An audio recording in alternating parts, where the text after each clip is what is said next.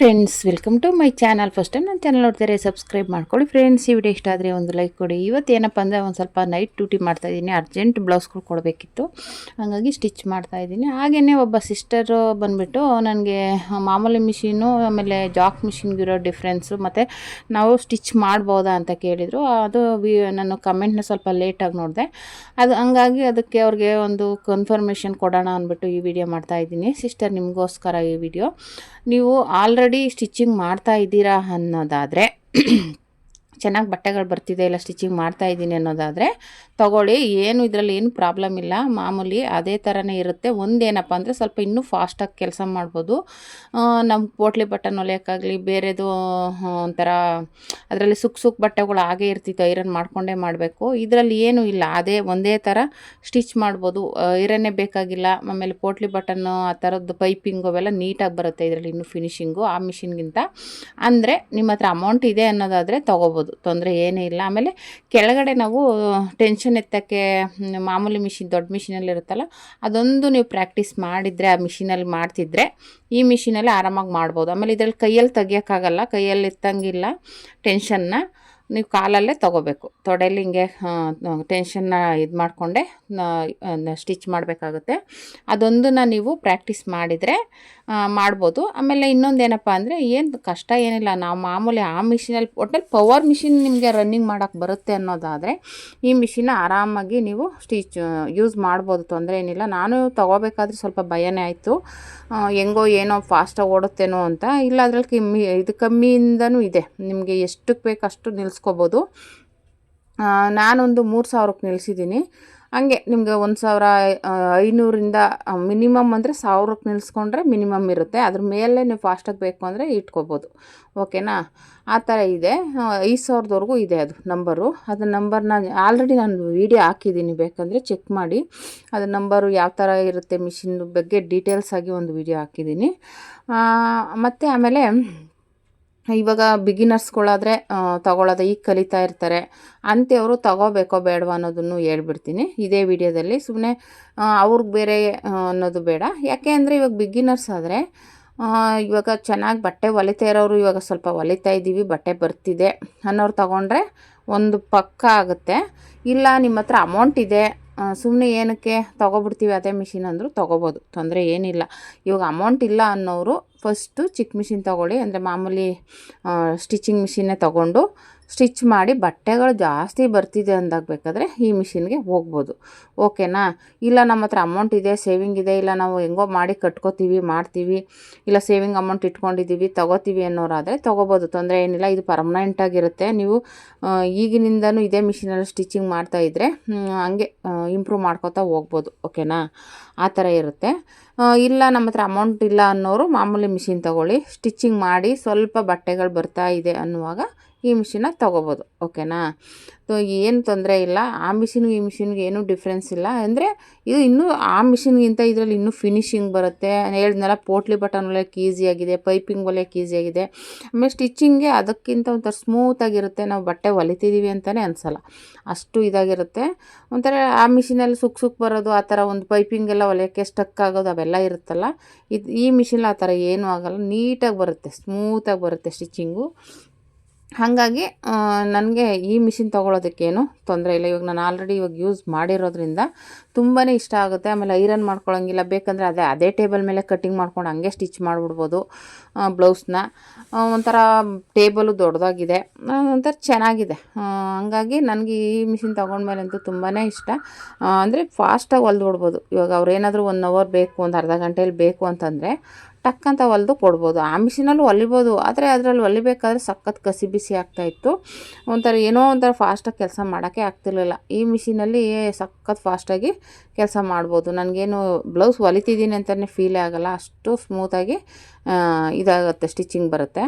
ಹಂಗಾಗಿ ಆಮೇಲೆ ದಾರ ಕಟ್ಟಾಗೋದು, ಆಮೇಲೆ ದಾರ ಸ್ಟಕ್ ಆಗೋದು ಏನು ಇದರಲ್ಲಿ ಪ್ರಾಬ್ಲಮ್ ಬರೋಲ್ಲ. ಒಂಥರ ಎಷ್ಟು ಸ್ಮೂತಾಗಿದೆ ಅಂದರೆ ಆ ಮಿಷಿನ್ ತೊಗೊಂಡಾಗಲೇ ಗೊತ್ತಾಗುತ್ತೆ ನಿಮಗೆ.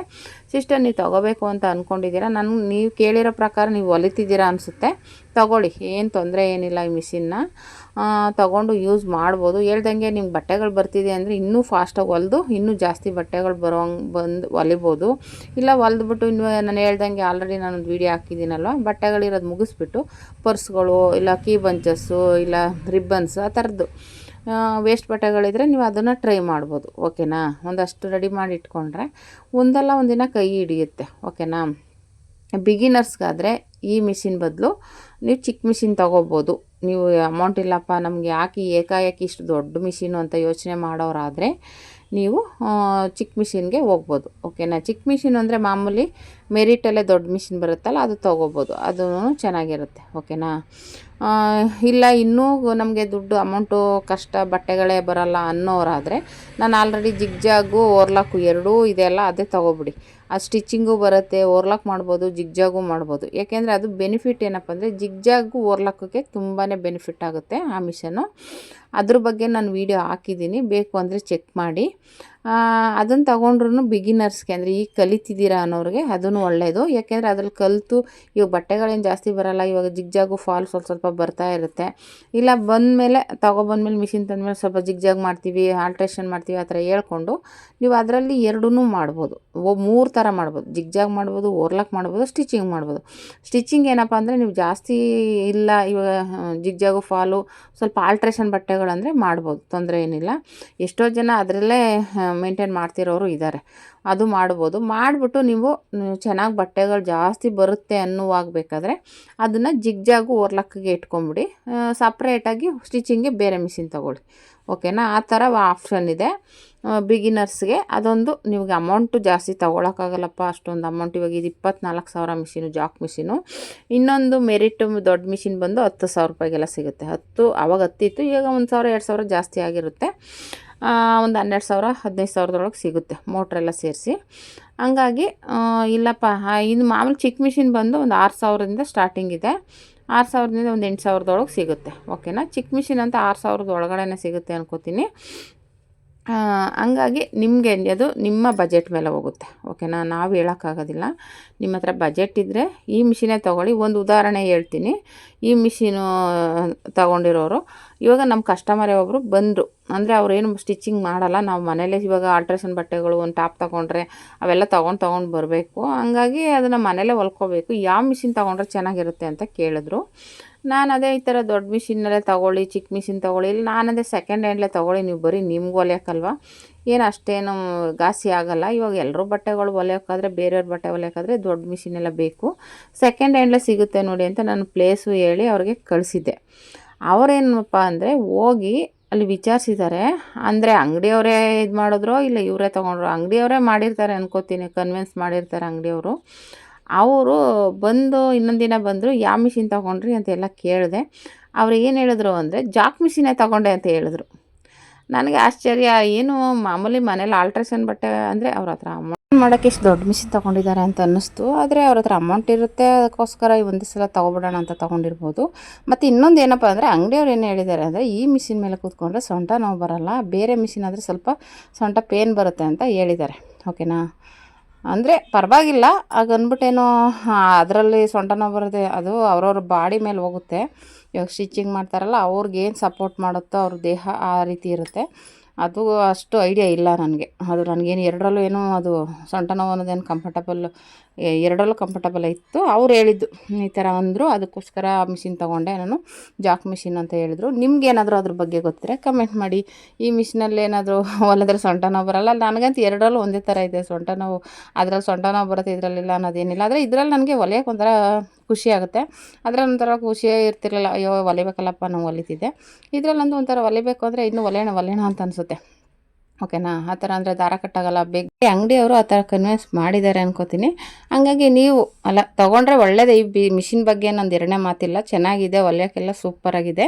ಅದೇ ನಾನು ಹೇಳ್ದಂಗೆ ನಿಮ್ಮ ಹತ್ರ ಅಮೌಂಟ್ ಇದ್ದು ಇಲ್ಲ ಅಮೌಂಟ್ ಹಾಕಿದ್ರೆ ಇದು ಏನು ವೇಸ್ಟ್ ಆಗೋದಿಲ್ಲ, ನೀವು ಜೀವನ ಪರ್ಯಂತ ಹೊಲಿಬೋದು ಈ ಮಿಷಿನ್ನ. ಆ ಥರ ಇಟ್ಕೊಂಡು ಮೇಂಟೈನ್ ಮಾಡ್ಬೋದು. ಹಂಗಾಗಿ ತೊಗೋಬೋದು. ಆದರೆ ಇದು ರಿಪೇರಿಗೆ ಬಂದರೆ ಸ್ವಲ್ಪ ರಿಸ್ಕ್ ಜಾಸ್ತಿ ಇದೆ, ಅದೊಂದು ನೆನಪಿನಲ್ಲಿ ಇಟ್ಕೊಳ್ಳಿ. ಅಕಸ್ಮಾತ್ ನಿಮ್ಗೆ ಏನಾದ್ರು ಅದ್ರ ರನ್ನಿಂಗ್ ಮಾಡೋಕ್ಕೆ ಬರ್ದೇ ಹಿಂದೆ ಮುಂದೆ ಜಂಪ್ ಮಾಡ್ತೀವಿ ಅಂದರೆ ಮಿಷಿನ್ ಹಾಳಾಗುತ್ತೆ. ನೀವು ಹಾಕಿರೋ ಅಮೌಂಟ್ ಅಂತೂ ವೇಸ್ಟ್ ಆಗುತ್ತೆ. ಮತ್ತು ಆ ಮಿಷಿನ್ ನಾವು ಎತ್ಕೊಂಡು ಓಡಾಡೋಕ್ಕಂತೂ ತುಂಬ ಕಷ್ಟ. ಇದು ತುಂಬ ವೆಯ್ಟ್ ಇದೆ. ಮಾಮೂಲಿ ಮಿಷಿನ್ ಆದರೆ ಎತ್ಕೊಂಡು ಓಡಾಡ್ಬೋದು, ಆದರೆ ಈ ಮಿಷಿನ್ ಎತ್ತಕ್ಕಾಗಲ್ಲ, ತುಂಬಾ ವೆಯ್ಟ್ ಇರೋದ್ರಿಂದ ತುಂಬಾ ರಿಸ್ಕ್ ಆಗುತ್ತೆ. ಬಿಗಿನರ್ಸ್ ಆದರೆ ಈ ಮಿಷಿನ್ ತೊಗೊಳ್ಳೇಬೇಡಿ. ಯಾಕೆಂದರೆ ನೀವು ಹಿಂದೆ ಮುಂದೆ ಜಂಪ್ ಮಾಡೋಕ್ಕೆ ಹೋದರೆ ಆಮೇಲೆ ಫಾಸ್ಟಾಗಿ ಓಡೋದ್ರಿಂದ ಏನಾಗುತ್ತೆ, ಮಿಷಿನ್ ಹಾಳಾಗ್ಬೋದು. ಓಕೆನಾ, ಅದೊಂದು ಹೇಳ್ತೀನಿ. ನಾನು ಹೇಳ್ದಂಗೆ ಬಿಗಿನರ್ಸ್ ನೀವು ಸ್ವಲ್ಪ ಚೆನ್ನಾಗಿ ರನ್ನಿಂಗ್ ಮಾಡೋಕ್ಕೆ ಬರುತ್ತೆ ಅನ್ನೋದಾದರೆ, ನಾನು ಹೇಳೋ ಪವರ್ ಮಿಷಿನಲ್ಲಿ ಹೊಲಿತೀವಿ ಅನ್ನೋರಾದರೆ ನಿಧಾನಕ್ಕೆ ಸ್ವಲ್ಪ ಪ್ರಾಕ್ಟೀಸ್ ಮಾಡಿಕೊಂಡು ಹೊಲಿಬೋದು.